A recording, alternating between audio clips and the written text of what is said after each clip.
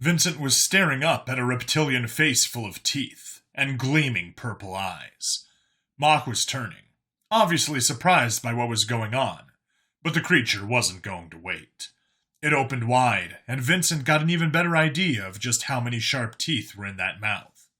But before it could snap down on his face, he slammed his head forward, headbutting the creature in the throat.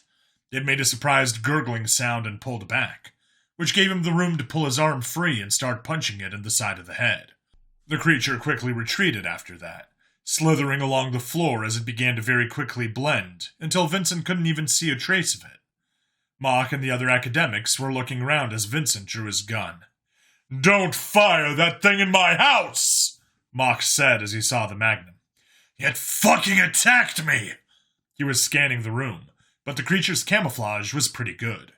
He resorted to scanning the room and sort of unfocusing his vision, trying to let his peripheral vision do the work.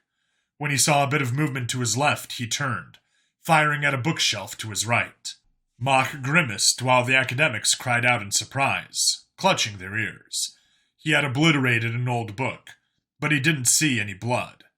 Then the creature dropped off the wall, clutching at the sides of its head. Vincent took more careful aim, but Mock grabbed the gun. "I said don't fire that! It attacked me! That book was 300 years old! Why are you not concerned?" He looked around as the doors burst open, and several satyrs with energy weapons burst in surrounding him, aiming very steadily at his chest. Mock was already stepping forward, hands out. "Stand down! Stand down!" Vincent pointed at the creature that seemed to be a giant gecko but with 6 arms, and obviously chameleon-like camouflage ability. He'd never seen a creature change that rapidly or completely. If it weren't for how well his peripheral vision picked up on movement, he'd have missed it. "And arrest that... whatever." The satyrs looked from Vincent to the creature, and then to Mock, who shook his head. "Don't bother." "Why the fuck not?" Vincent growled, before the creature finally started to laugh. It was higher pitched than he expected. Perhaps female, perhaps not. He'd been in the city long enough to realize that human standards for male and female appearance and voices weren't always right. "Simply marvelous! You didn't hesitate at all!"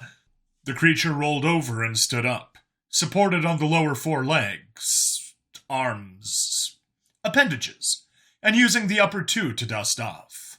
"When faced with an unknown assailant, you immediately reacted. You couldn't be sure my physiology worked how you thought, but tried anyway. Then, when I retreated and adapted to my surroundings, you didn't look closely. You scanned actively to try and catch movement. Very clever! You might have shot me too if I hadn't arranged myself in a crescent shape. You aimed for what you assumed to be the center of mass. Very good!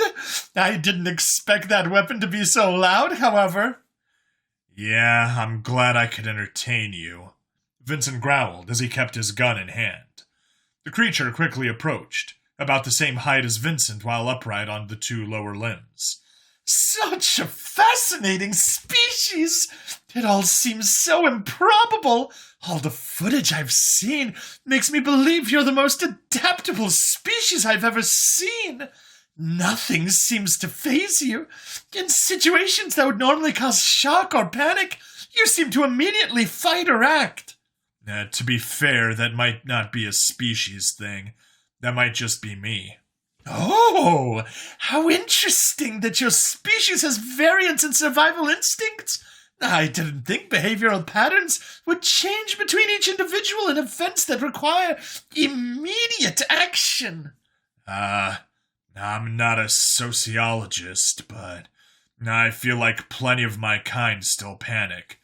"But in situations like this, or where immediate physical threats are not present?" "I don't know." "Oh, it's just so exciting to finally meet you. I believe this is your traditional greeting." The creature extended a hand towards him, and he holstered his magnum, reaching out to give a handshake. The creature had 4 fingers and a thumb, not unlike his own hand, but a bit more spaced out, and the thumb was much longer. But then as he watched, the flesh seemed to ripple, and the smooth skin revealed hundreds of small rectangular pads, which his own hand stuck to like it was some sort of glue. He immediately went to punch the creature with his free hand, but it was caught in the other creature's hand as well. I've disabled your hands! How will you defend— The creature couldn't finish before he drove his knee into the creature's stomach, before trying to overpower the creature and start smacking it in the face with the backs of its own hands. The creature let go of his hands and quickly scurried back from him, laughing as it did. Marvelous! The fuck is wrong with this thing? Vincent asked as he glanced over at Mach. This is Zernie. She's a psychologist and biologist. She's been assigned to study you to try and learn more about your species. She's also a Juvian shifter. They imprint on a specific topic or subject, and often become completely engrossed with it. You're her imprint. So that makes her fucking insane? He looked from Mach back to the creature, only to see empty space in front of him. He held still and noticed the satyrs were looking at a spot just in front of him, so he reached out and felt the creature's face squeezed between his hands. She pulled back and dropped the camouflage, before giggling like a maniac. Brilliant! Seriously, the fuck is wrong with this thing? Juvians are incredibly curious creatures, and with their imprinting, they're some of our finest specialists. She's young and understandably excited. This isn't being excited. This is being insane. He watched her lean forward, getting close to him again before taking a deep breath, as if trying to get his scent. A bit eccentric, I'll admit, but I assure you she is very knowledgeable. I should introduce you to the others, however. He nodded at the satyrs. You're excused.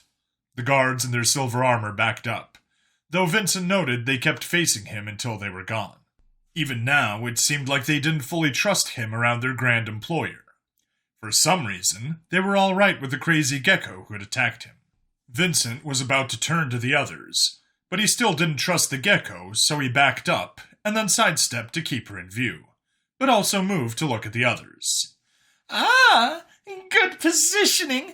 You're clearly being careful, she said and nodded, as if approving of his complete lack of trust in her.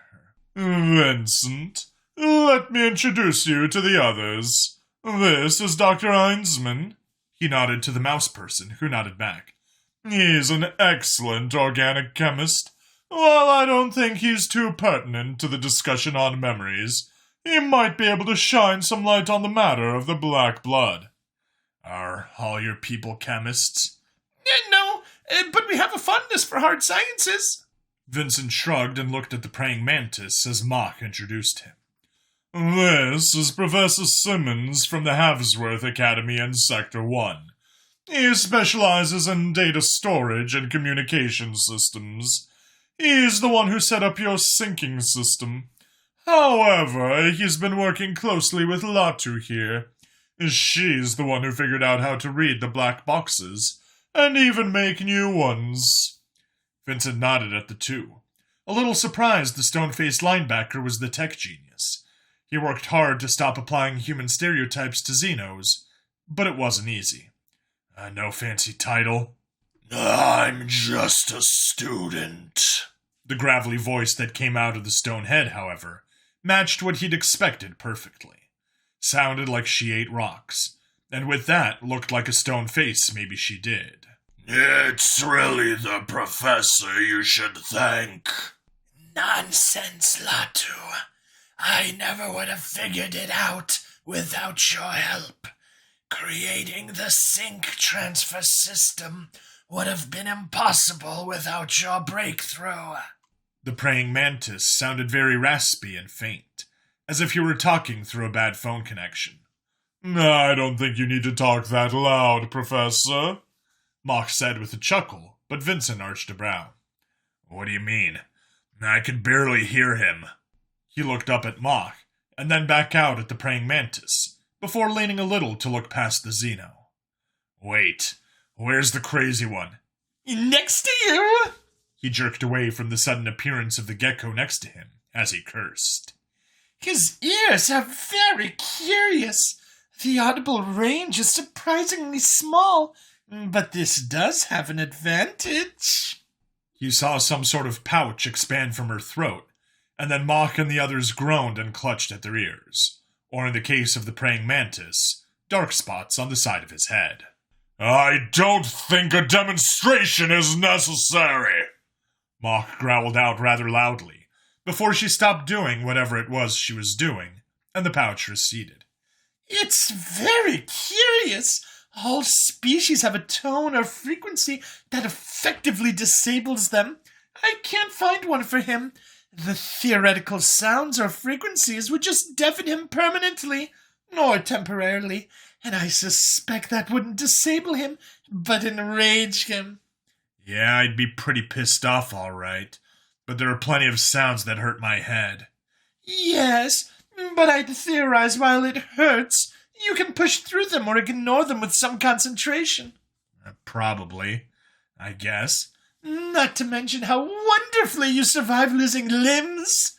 She leaned close and reached for his arm, but pulled back as he reached for his magnum.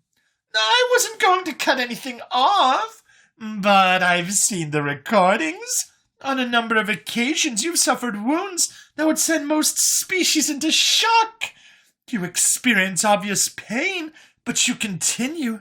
You can literally press your body into action right up until the end. I've seen it. It's marvelous. She practically swooned, it seemed. Freaking me out, lady. He looked back to Mock. Does she have to be here? Yes. If we find more of your kind, we're going to need experts, and you're the only subject we have to observe right now. But does she have to be here? Yes. The interesting thing, well, one of many, is that if I'm correct, your brain only limits your strength based on sensation and pain. The nerve receptors are theoretically arranged in such a way that if you can't feel the pain, you could do things far beyond your perceived strength. It's bizarre and wonderful. I guess. I think that's how PCP worked. What's that? He saw the mouse lean forward with interest. I think it was a horse tranquilizer. You were still aware and alert, but you couldn't feel pain. So people would tear posts out of the ground or rip doors off cars. I mean, they horribly injured themselves in the process by rupturing their muscles, but yeah, I guess for a bit they were strong. And what was the chemical composition? I have no idea. I'm not a chemist. I didn't even graduate high school. Ooh, that's interesting, the gecko said as he looked back to find her, only to spin around and see her behind him. So, you're of subpar intelligence? I'll have to revise my estimates. I'm not of subpar intelligence. I failed for other reasons. Are you sure? Yes. Mock, did you drag me in here to get torn apart by your academics? He looked to the dragon, expecting support, only to see him shrug. I honestly think the Yavesh were very lax in proper study before assigning you to patrol. Proper analysis requires much more in-depth interviews and experiments. I think putting up with some poking and prodding is a cheap price for the help I can provide you. Besides, if we better understand how you work, we can make you more effective. You already enjoy your sidearm, after all. Vincent glanced down at the magnum and sighed. Fine, but can we talk about the black box now? Yes, certainly. Professor? Mock looked to the mantis, who looked at Vincent and then Latu. Vincent saw his mouth move and heard some sort of squeaking, and then Latu spoke up. He wants me to speak, since he doesn't want to hurt our ears in order to be audible to you. We've only just had a little time to examine the piece, but we're reasonably sure we can fix it. More importantly, it is not one of yours. The construction method is different. In a day or so, we should be able to get it functional. What's interesting is it wasn't made to withstand nearly as much punishment as yours are. With all the horrible things that you've suffered, we've only had one partial loss of function after recovery, and it was decently minor. What do you mean, partial loss? I don't remember losing any memories, or is that the point? No. You could reread it just fine. There was a problem with the transfer mechanism between memories and data. What? The Moai linebacker tech genius shifted, moving her hands as she spoke. A black box is nowhere near enough to hold more than 1 day of memories in compact form. You have to upload them as you view them to basically let your brain uncompress them, while it's also streamed into our data system, which is run through a direct line to the Yervesh. Now we have the main storage system that records your memories as they're streamed in and they're stored. A master copy for each day is made, or each sync point rather, and then limited copies can be made. I didn't ask about any of that. Oh, what was the question? What do you mean about the transfer mechanism thing? No, that's right. I wanted to explain the system so you'd understand. I understand nothing, he said, but the statue face continued.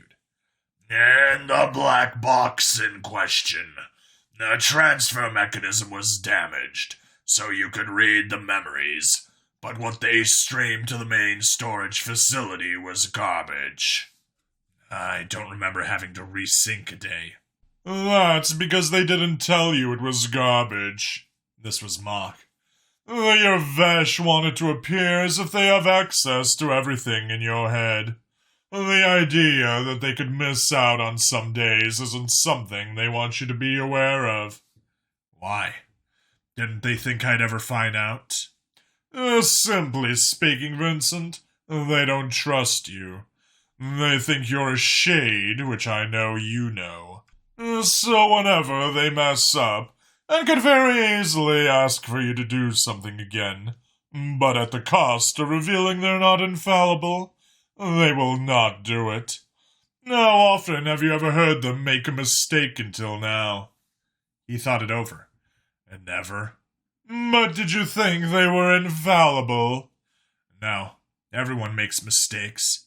I just figured they could see and hear everything I did. Speaking of, that's all they can do, right? Yes. Latu spoke up as she rubbed her chin.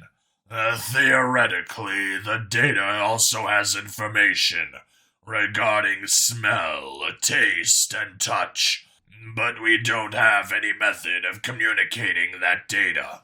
Sight and sound are all we have.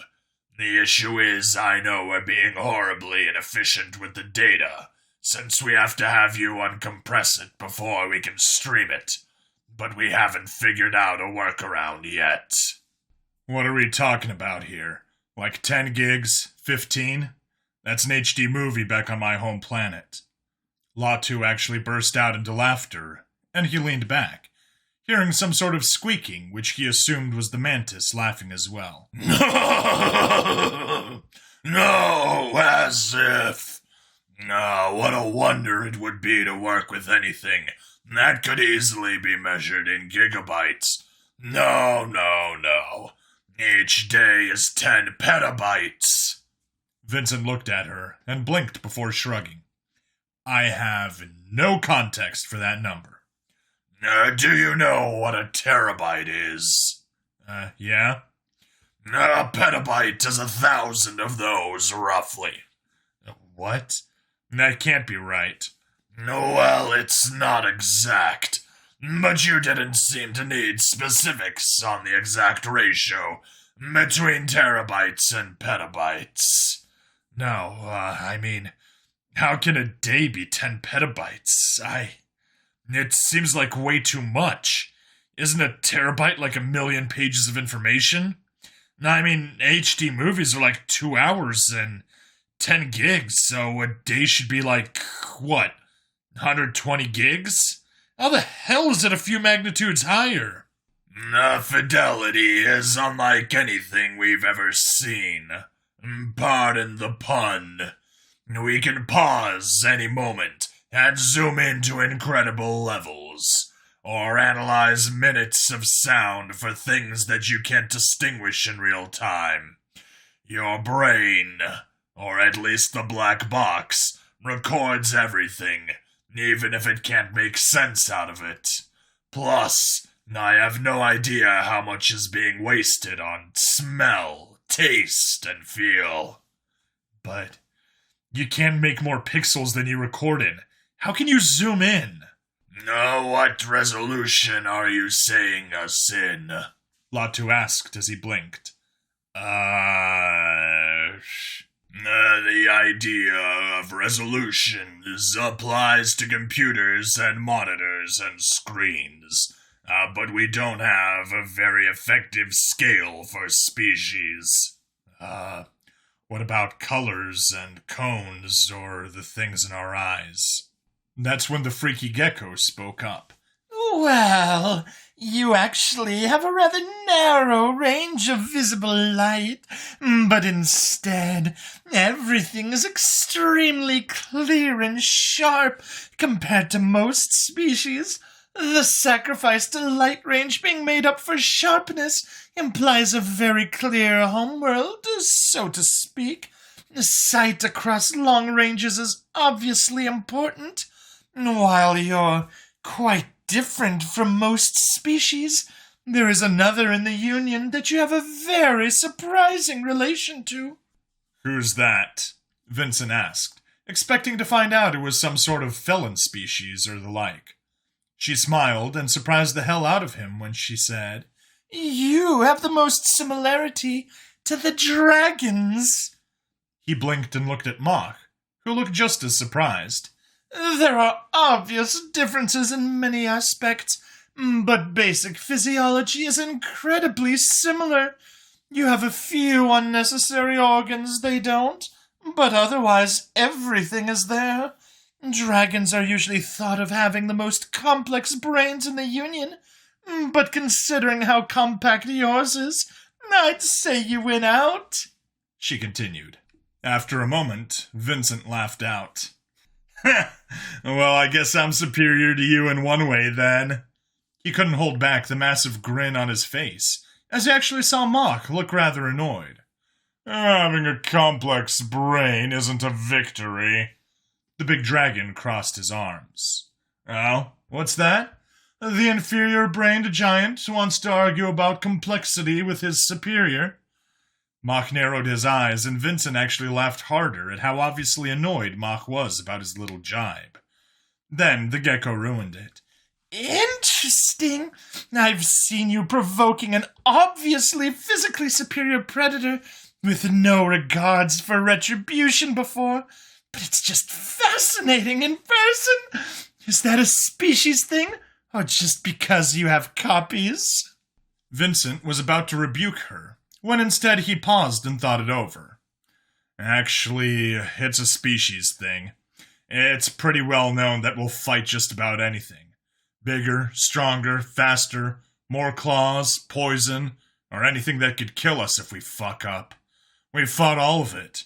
There are cultures that have devised martial arts around using someone's larger size against them. How incredibly interesting! You have made arts out of martial prowess, and you find attacking more physically fit creatures common? Oh, how wonderfully insane! The lack of survival instincts this implies is magnificent! I think you mean to say it implies unusual survival techniques. Don't you have creatures that fake out predators? If we're willing to go fucking nuts at the drop of a hat, who wants to fight us? We used to track down these massive creatures, called mammoths, which I just realized is how we got the term. Anyway, they were huge, and we basically had spears. We would uproot whole tribes and chase them across barren tundra until it finally got too tired to run and we could kill it. I mean, I'm sure some of the tribe died and they were 100 kilometers away from where they started, but they now had a shit ton of meat to eat. That's absurd, the gecko said with a big smile. I love it! I've been assigned to become the first expert of a race of sentient psychos! I'll never need to study anything else! You'll confuse academics for decades to come! I'll be famous! And I won't lack for things to study about you either! But the memory footage isn't enough. I'm going to need to start following you. No. No, you're not. I'm a detective. I go into the worst parts of the city on a very regular basis and fucking die. How many times can you die? Once. How many times would it take of you being in the wrong place at the wrong time for you to cut your life way too short of your goal to understand my species? The gecko nodded. Once. So don't fucking follow me. But that reminds me about the footage. How can it be such a huge file? I thought I heard once that we could fit the same amount of data in one of our brains as we had on the hard drives already back on my home planet, and we had terabyte hard drives. Latu shrugged. We don't honestly understand everything about the device. Most of it is guessing and copying what we found from the black boxes on the ship. If I gave you guys a black box, could you mess with it to prevent the data transfer thing? Of course, but why would you want to? Don't worry about that. I'm just curious about technical aspects. Could you repair any black box? If it's good enough to draw some memories from, then I assume so. You said my brain is similar to his. Could you hook both of us up to that sync machine thing and let us see each other's thoughts? The mantis and Latu were quiet as they looked at one another and then Mach, who looked back at them. Finally, they shrugged. I've never thought about that. It's probably something we'd have to ask Dr. Fizzern, Mach commented. Who's that?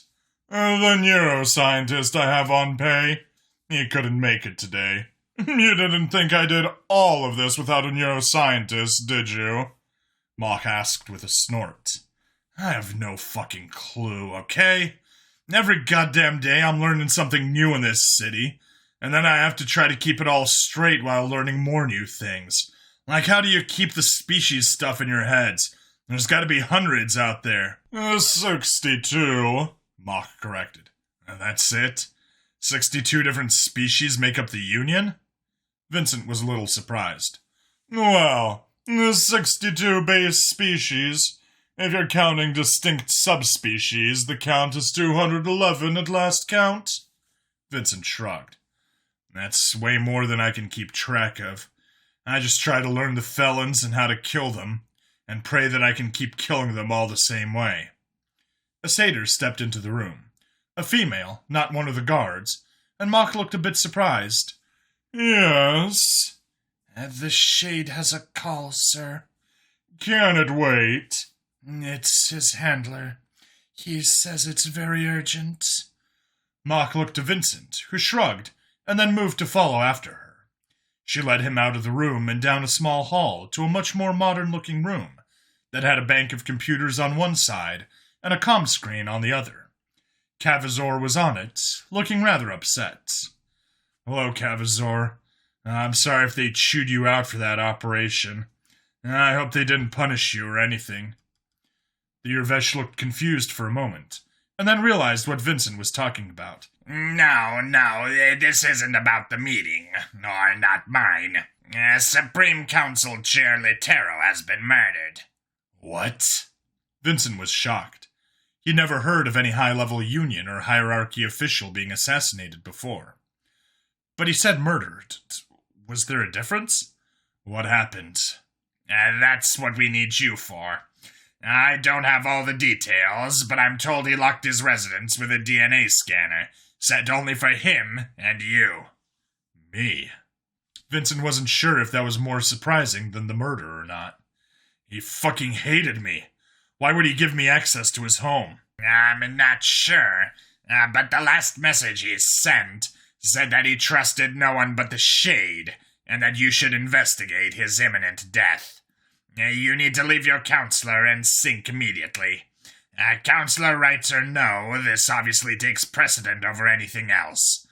I've already dispatched a craft to the estate to pick you up. You should tell the security forces we're on our way. Vincent nodded, as he was already starting to get lost in thought about what this meant.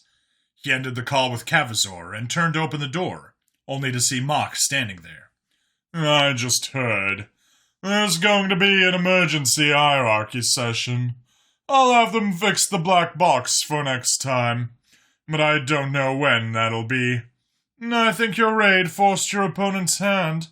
Take heart that we're getting to them. Vincent snorted. Are we really getting to them? Or are they severing loose ties now that they know we're onto them? Every time it seems like I get a new piece of the puzzle, someone changes the picture on the damn box and tosses in a handful of pieces from other goddamn puzzles.